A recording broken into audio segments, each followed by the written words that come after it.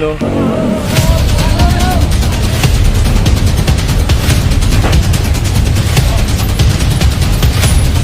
At dito mayroong matitikitan na yun, no crash helmet violation. Ginagawa ng violation ticket. Babayaran ito sa Any Bayad Center. So dito tayo sa may no, Del Monte Avenue, corner West Avenue.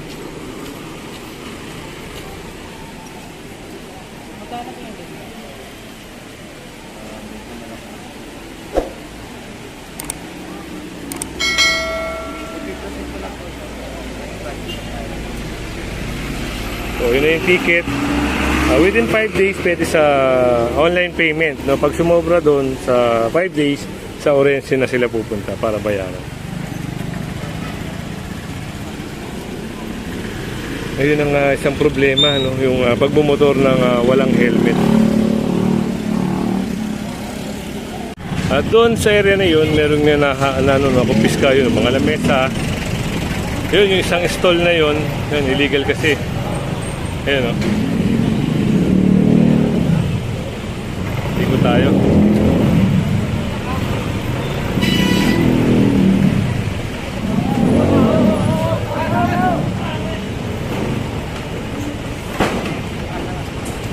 Nakahambalang sa sidewalk, kaya yun, naisakay na to. Yun din dito.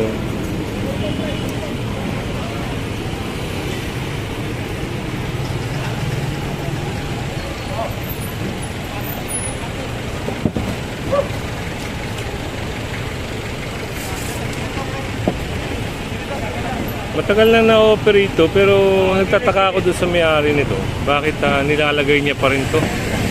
Yan, nakuha tuloy yung ano niya, yung stall niya.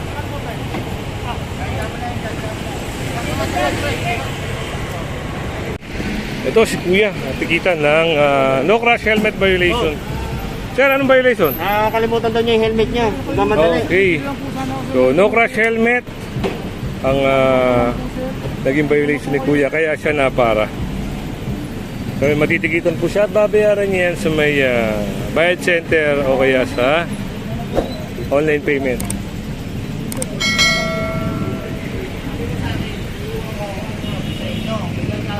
Kahit sabihin mo na iwan mo, student ang dala mo. Diba? Ibig sabihin, hindi ka pa rin po pwedeng magmaneho.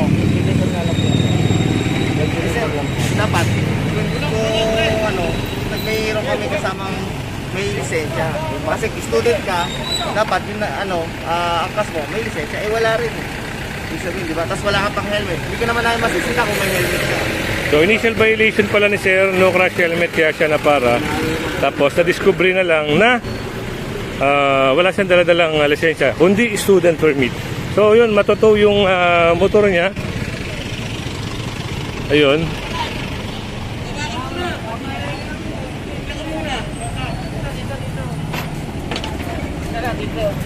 So yung motor ni Kuya.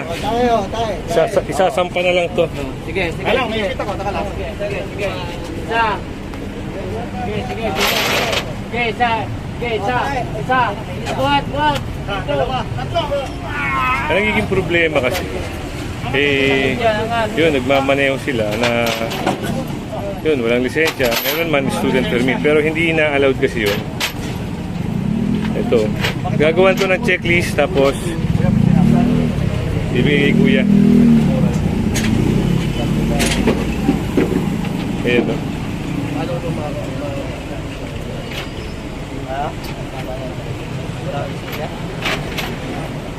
So yun. Tapos balik tayo dito.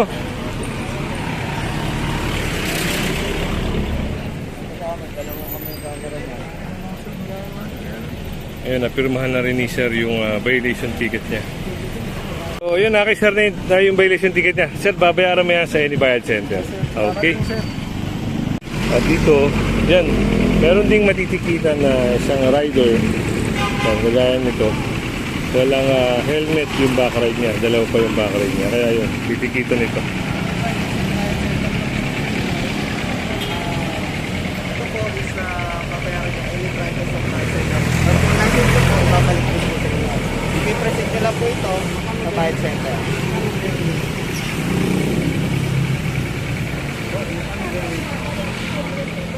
Hindi, ito po, ibabalik ko po yung license nyo na may kasamang ticket. Yung ticket ko, babayaran nyo any franchise of fire center. Ang fines po ng no cross helmet is 1,500. So yun, pinaliwanag din ni Sir Rivera sa kanila kung magkano yung babayaran nila at kung saan nila babayaran.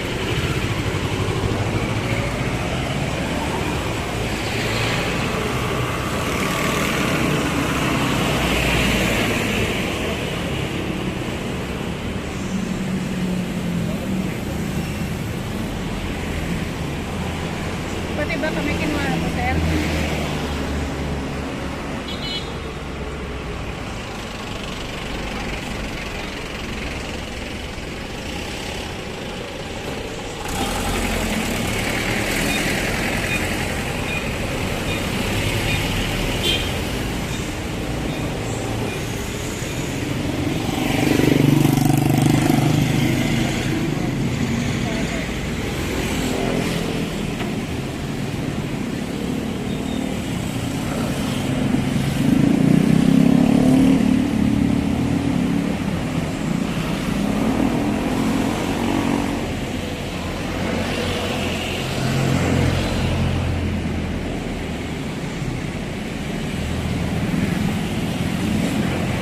Dito pa rin tayo sa may Del Monte, corner Malak.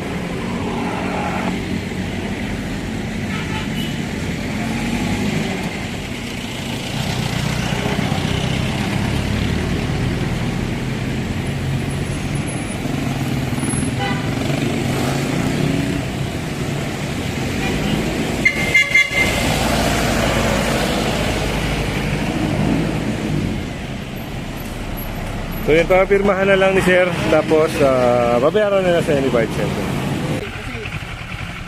Tinitingnan mo ako, ginagawa ko ito.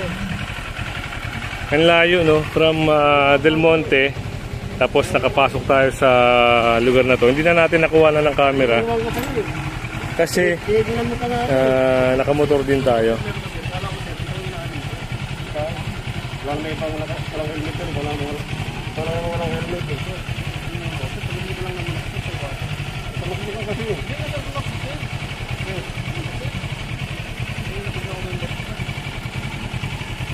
pinitigaw ka ng gwardiya doon, no? Hoy!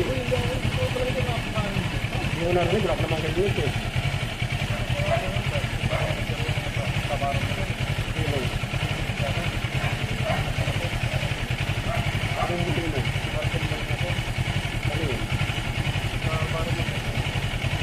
Muli na.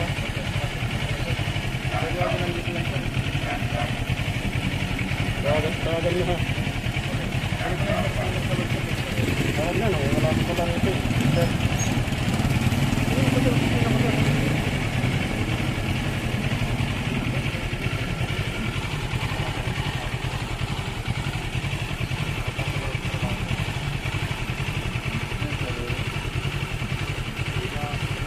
Ibak mo, walang helmet.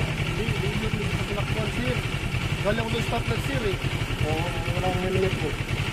Hindi ko na isasama sa violation na yun.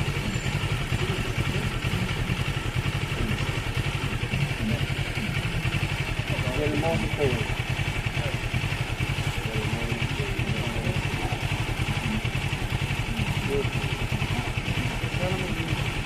Mura lang naman ito.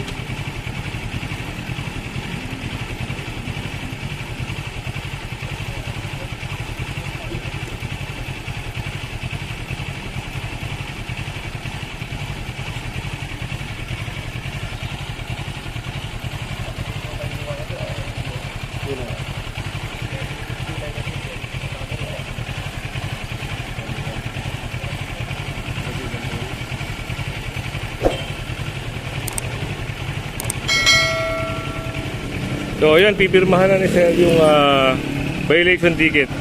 Babayaran niya yan sa Any Bayad Center. At dito naman meron ding naka-sidecar ang na para, no? I-verify ito kung mayroong lisensya.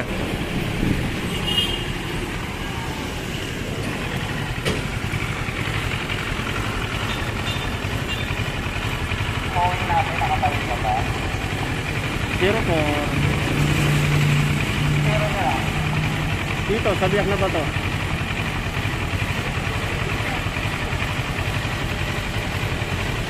Binay. So, yun, may lisensya naman. Kaya bine-verify din kasi kadalasan yung mga na-operate natin, walang mga lisensya, tsaka walang rehistro, kaya yun. Meron lisensya si Kuya. Okay. Dito naman,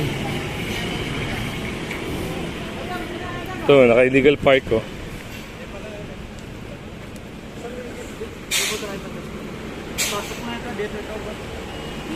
Naglabas lang kami doon sa sanggit.